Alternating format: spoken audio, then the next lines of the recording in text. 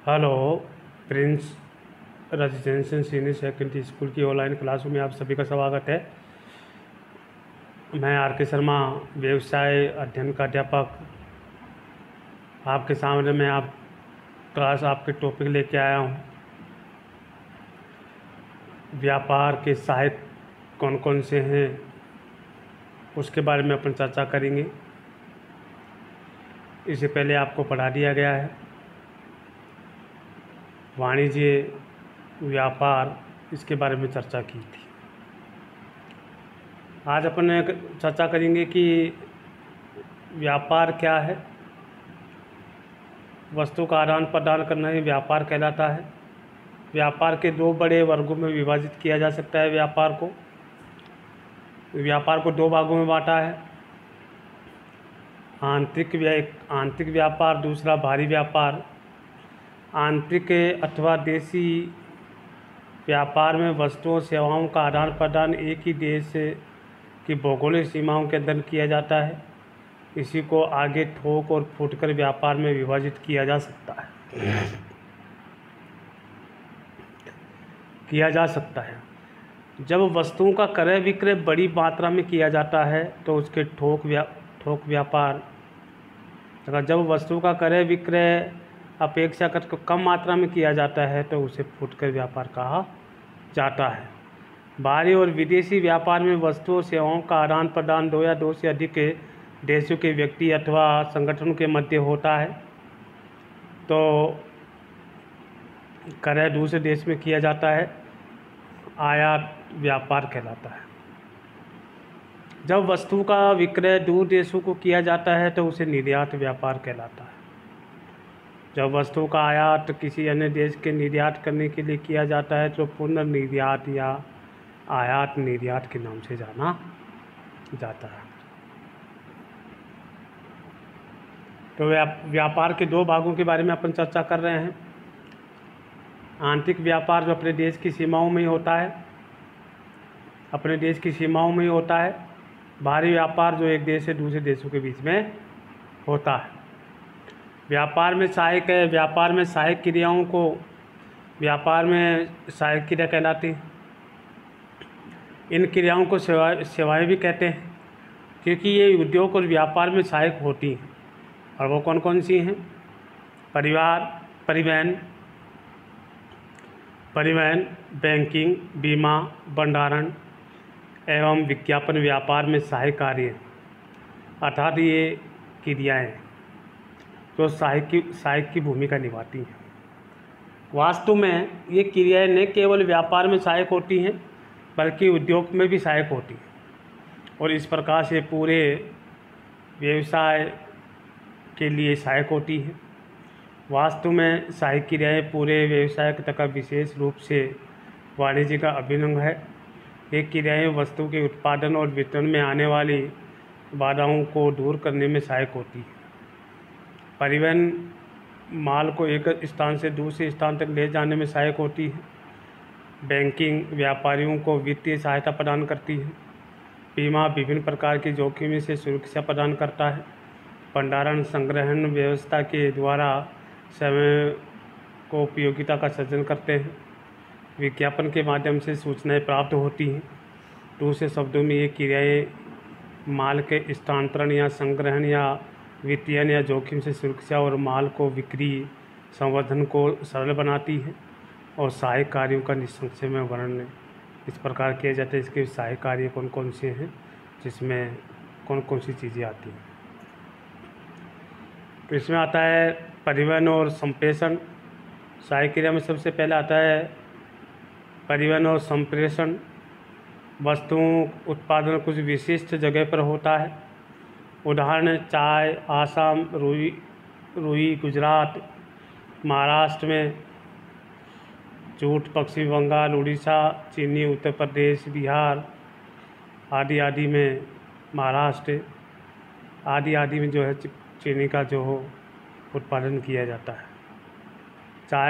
चाय का जो उत्पादन है असम में, रुई गुजरात महाराष्ट्र में, जूट पश्चिम बंगाल में, उड़ीसा में, चीनी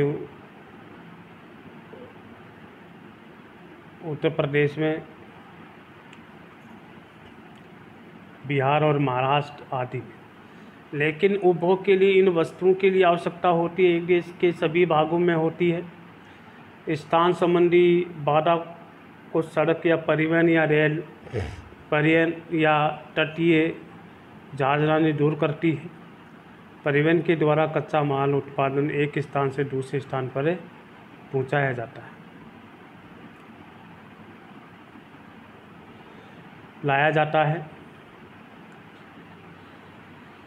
तथा तैयार माल को कारखाने से उपभोग के स्थान से ले जाया जाता है। तो परिवहन के साथ संप्रेषण माध्यमों को का भी आवश्यकता होती है, जिससे कि उत्पादक, व्यापारी और उपभोक्ता एक दूसरे से सूचनाओं का आदान प्रदान कर सके। अतः डाक और टेलीफोन सेवाएं भी व्यावसायिक क्रियाओं की सहायक मानी जाती है। बैंकिंग और वित्त, धन के बिना व्यवसाय का संचालन संभव नहीं है, क्योंकि धन की आवश्यकता परिसंपत्तियों के क्रय करने तथा नित्य प्रति के व्यय को पूरा करने के लिए होती है। व्यवसायी आवश्यक धन राशि बैंक से प्राप्त कर सकते हैं। बैंक वित्त की समस्या का समाधान कर व्यवसाय की आवश्यकता कर सहायता करते हैं। वाणिज्यिक बैंक अधिविकर्ष और नगद साख ऋण एवं अग्रिम के माध्यम से राशि उपलब्ध करवाते हैं। बैंक चेक की वसूली, धन अन्य स्थानों पर भेजने और व्यापारियों की ओर से बिलों को भुगतने का कार्य भी करते हैं। तो विदेशी व्यापार में वाणिज्यिक बैंक के आयातकों और निर्यातकों दोनों की ओर भुगतान की व्यवस्था भी करते हैं। वाणिज्यिक बैंक के संसाधन से पूंजी एकत्रित करने में भी कंपनी परिवर्तकों की सहायता करते हैं। बीमा, व्यवसाय में अनेक प्रकार के जोखिम होते हैं और कारखानों की इमारत, मशीन, फर्नीचर आदि का आग या चोरी या अन्य जोखिम से बचाव आवश्यक है। तो माल एवं अन्य वस्तुएं या चाहे गोदाम में हो या मार्ग में हो, उसे खोने या अन्य क्षतिग्रस्त हो जाने पर रहता है। तो कर्मचारियों की दुर्घटना अथवा व्यवसाय के जोखिमों में सुरक्षा आवश्यक होती है। बीमा इस सभी की सुरक्षा प्रदान करता है। तो एक साधन से प्रीमियम की राशि का भुगतान करें।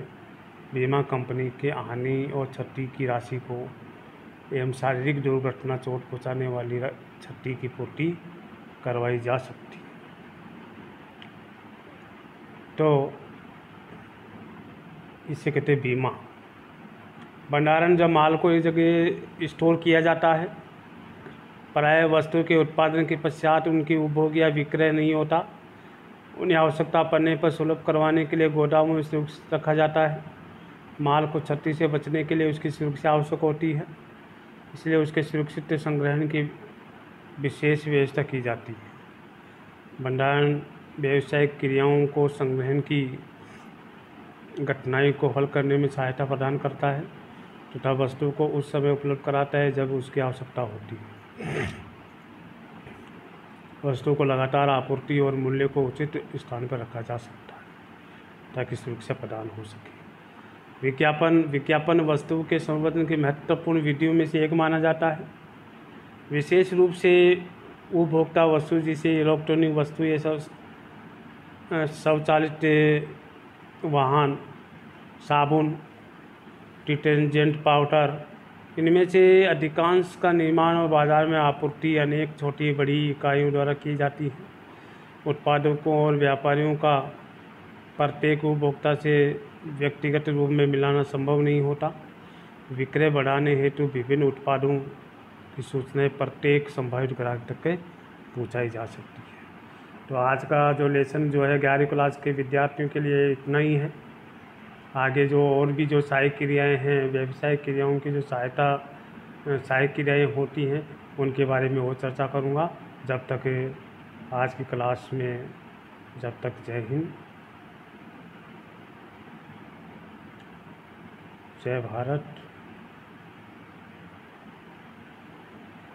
तो विशेषकर ध्यान रखें, पढ़ाई के ऊपर ध्यान दें। किताबें ले आए हैं और किताबों पे ध्यान दें। जो समझ में नहीं आए तो वो मेरे से संपर्क कर सकते हैं।